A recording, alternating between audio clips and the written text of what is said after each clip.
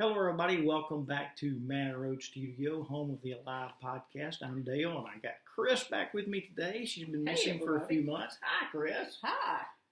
You know, of course, a lot of it was her taking care of me in the hospital, but I'm out of the hospital again, so we're looking forward to kind of getting back in the swing of things. And one of the things I want to talk about today is this. Now, pay attention if you don't mind. This is good. Chris will ask you a lot of questions about this. Just because you did something wrong in the past doesn't mean you can't advocate against it now. It doesn't make you a hypocrite. You grew. Don't let people use your past to invalidate your current mindset. Because people that do that are playing politics. I abhor politics, and I abhor people that act like that. And what we've got to do is be bigger than that, and we've got to grow past situations like that. But you know, Chris, so many people want to always use our past against us, every direction we go, because we're trying to get here. We're here, and they're right here, and they're trying to pull us down, right, and we're trying to climb up. So we've got to make sure that we choose to grow. And what do you think?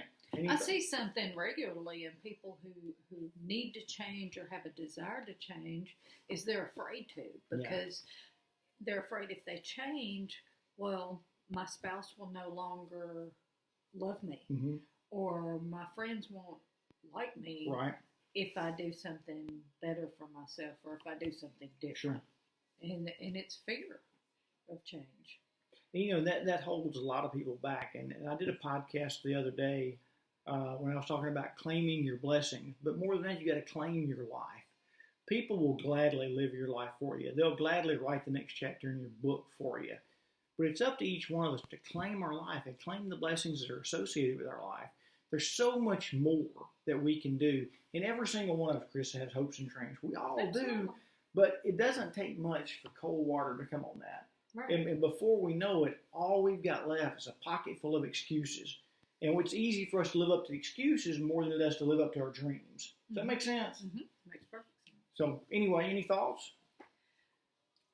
I don't know. I know there's some girls that are ladies that I work with on a weekly basis, and they're really not in a good spot, you know, and they're trying to change and make changes, and sometimes the change is beyond their control. Right.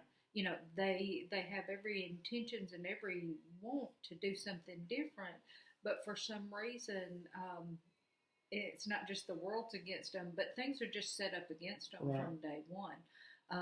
These ladies are incarcerated, and when they get out of jail, they want to live the right way, but they have no job. Sometimes they have no license. They have no transportation. People don't want to hire them. Right. And if they do hire them, they're really hard on them. Or they even put them down in a position way below what they need to be. Right. You know, they don't trust them. Oh, well, they're just an ex-con kind of thing. They're holding to their past. Yes. Yeah. And it's horrible that they don't have, you know, they want to do everything right, but the deck is stacked against them. For those of you who don't know, Chris does a ladies' jail ministry on Fridays, and we share a lot of these stories with each other. And it is amazing, because think about it in your own workplace. You know, if you've got a choice between hiring a college grad or a felon, you know, more times than not, you're going to hire the college grad, even though the felon might work harder, might have better work experience than everybody else does, but you don't want to take the chance. It's kind of like, Chris, the homeless, or you see an accident happen, you don't want to get involved. You know, we don't, like you always said, we don't want to get our hands dirty. Right. You know, we don't mind throwing a little bit of money at somebody. Here's $5 or $10 or $20, but we would prefer to stay as hands off as we can. And you tell me, but what ultimately seems to happen with these people that are incarcerated, they get out, they have some hopes and their dreams. I mean, they want to do good, and we're not ready for them. We're not willing to give them the chance. So they have not too many choices but to do something that would get them food, yada, yada, yada. Right. And they may break the law again and end up back in jail. And we are so gracious to say, they got what they deserved. I told you they were bad. But the truth is, it was us that was holding them down. Yes. They've already done their penance to society by being in jail. And yet we so gladly hold that past against them.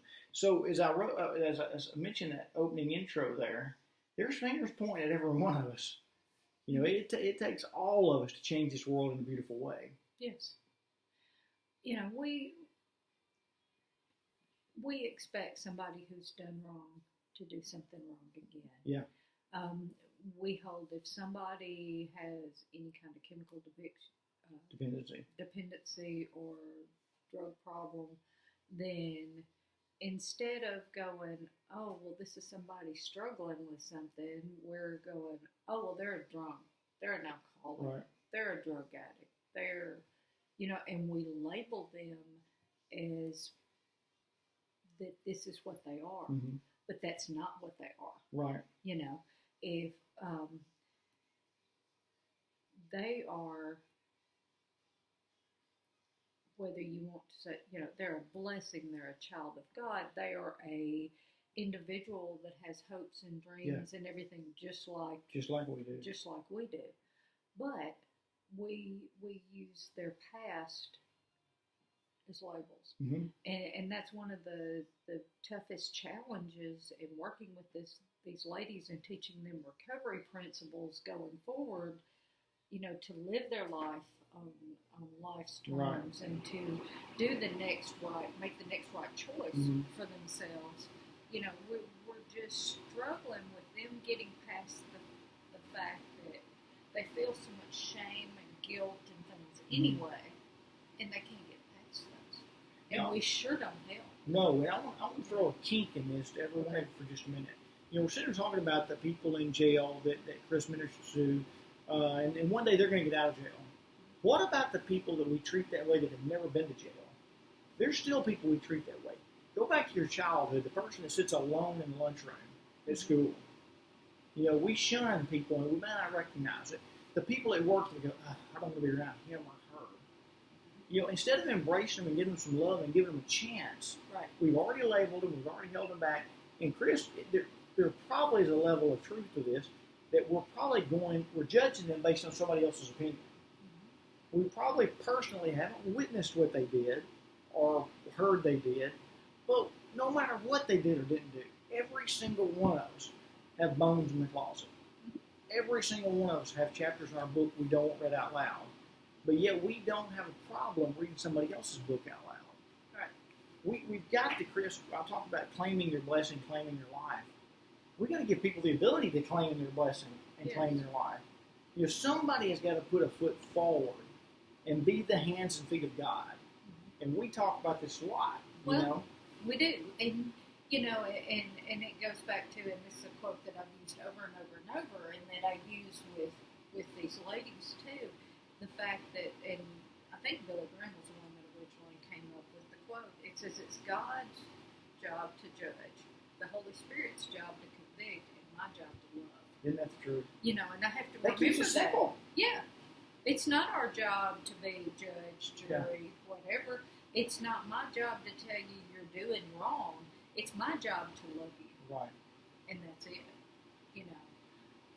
Where does it get complicated at? And I'm telling you this more to help you than to hurt you, because so often, and of course I don't know what percentage, but so many of us are living a life so far below what we could live, only because we bought in to what society tells us we can't do. You know, we need to take or what society tells us we should be. Or we should be doing. I wrote this thing the other day, Chris, and it's a touchy subject, and I don't have no problem bringing it out here. Everybody knows that I will. When it comes to faith and spirituality, there are people that are hardcore whatever that say, you better just have faith. You don't ever question it. And I'm like, no. If this is the most important decision we'll ever make in our entire life, we should question it till the day we die. And just because you question something does not mean that you don't believe. Absolutely. It may solidify your belief. Yes. You know, so, and I'm encouraging everybody, if in your religion, your faith, your spirituality, whatever it is, if you've ever been told not to question something, just to accept it, please, please, please find another place to worship. And I really mean that. That sounds harsh, but we're not robots. We're not puppets on a string. We're creations of God. And God uses us, or expects us, to be His hands and feet so we can make a difference in the world. We can't be hands and feet when we're shackled by beliefs that are untrue. Anyway, I get on a roll here. But God expects us to be interactive Yes. in our miracles and in our blessings. God does not expect us to sit over in the corner and just pray, God, fix me. Right. Or to pray, oh, God, heal me. Right. God expects us to get up and go to our doctor's appointments. He expects us to go to our recovery meetings. Yes. He expects us We're going to do our part, dadgummit. Yes, we have to do, and it's up to us. He's given us that free will, and we've got to make the next right choice. I think it was yesterday, we had some great conversations, and I challenged Chris to this question. I said, if you're so strong in your faith, I mean, it's strong, it's rock solid, that without a shadow of a doubt, Christ is your Lord and Savior, and there's nothing to question, because you've already done the research and you have nothing left to question. I said, in the event one of your children got sick and needed a miraculous surgery, would you go, nope, I just got faith in Jesus, I don't need the surgery. Jesus will heal the person. She set me straight, and sure enough, it's funny. We were reading 3 chapters in the Bible last night, and it came across this. When the blind man came up to Jesus, and Jesus spit in the ground, made mud, and put the mud over his eyes, nothing happened until Jesus said, go to the pool of Siloam and wash your eyes. This man had to crawl, however he got to the pool of Siloam. But like she just said, he had to be an active participant in the miracle that he expected. So, once we thought about, or I thought about it, she already knew it. I thought about it, like, okay, you're right. You're right. God gave us a mind to make decisions, prudent decisions. Yes. He also created the doctors and the chemists and the scientists that made the medicine, that came up with all of this stuff, just like he made us. Right. So that doesn't mean that because it's medicine or it's not just faith that it's bad. Right. God had a hand in all of that, I believe, too, because He created every human being. Right. Are you learning anything yet? Hey, I'm going to give you 2 more quotes, and then we'll kind of call it a day. But I thought these were so dead good. Listen to this. Sometimes the nicest people you meet are covered in tattoos. And sometimes the most judgmental people you meet go to church on Sundays. Isn't that powerful? That's so But it's powerful. true, isn't it? Well, what happens is we get to church, we have church, and this is a building, not church the people. Right. But we're in church, and we cater to who's in church, and we want people in church just like us. Beautiful people. Well, not necessarily. Yes, if they're just Okay. like us, they are. But anyway, but we want people just like us. If they're different from us, or if they have mental disorders, or if they're different sexual orientation, or if they're a different color, or if they're a different economical standpoint, whatever, Right. then, we just really don't want to do that. We don't want to get our hands dirty. Right. I don't want to have to deal with somebody who's bipolar and all over the place. And I'm not saying that that's what I don't want to do. I'm saying that that's what we do. We end up having country clubs to where we're all just alike. There's no room at the table for anybody Exactly. who's different than us. And then we get to thinking that what we are or what we've got going on here is right, and everybody else is not. Right. And that's not the That's case. not the- Just because I am different from you does not mean that, or I do things different from you, doesn't mean that it's wrong. Exactly. It just means that it's not the same thing you're doing. Yeah, what's so different doesn't mean wrong. Right. You And it just amazes me that people can't get past that. We get diehard stuck. This is right. And who's saying what we say is right? Now, I tell you, if you guys go to church on Sunday, I want you to do something this coming Sunday. This is going to rock the world with the people around you. Wherever you sit, I guarantee the same dadgum place you sit for the last 10 years. I want you to move. Move. Sit beside somebody else. Now, it's really going to throw the people you sit beside for a freaking loop. They're going to be like, whoa, man, you sit over there.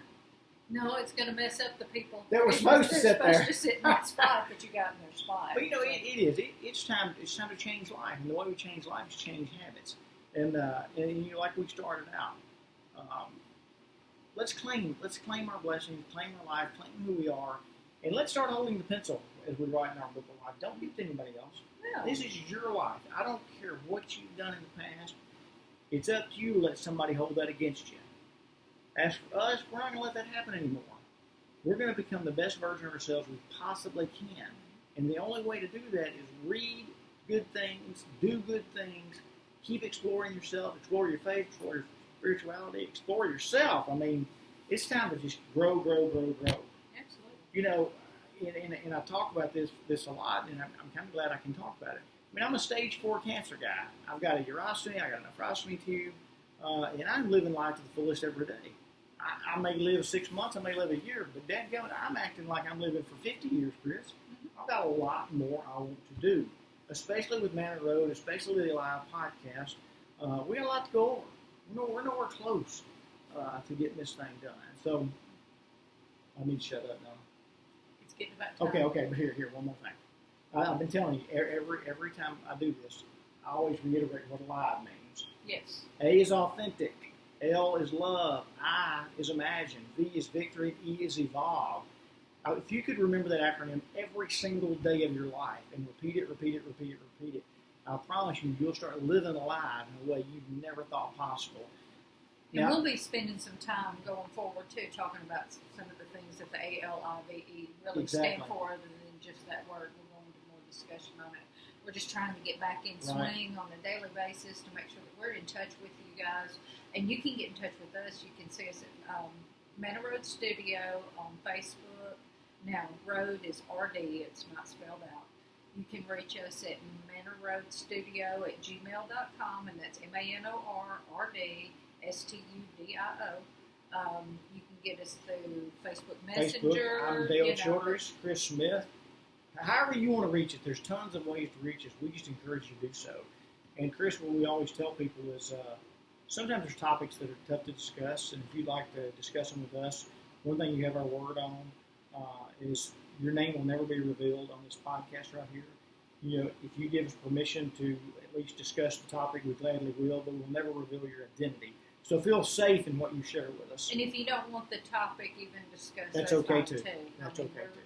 Where it's like what stays in the room when we're talking is it just stays there. We don't share it with anybody. So. Thank you for coming back, Chris. Well, it's don't nice be gone to be for that back. damn long. I think it's been like 3 or 4 months. Some of us have to work for a living. Hey, don't worry about work. Just send me some money and I won't have to work anymore. Anyway, see you guys tomorrow. Appreciate you.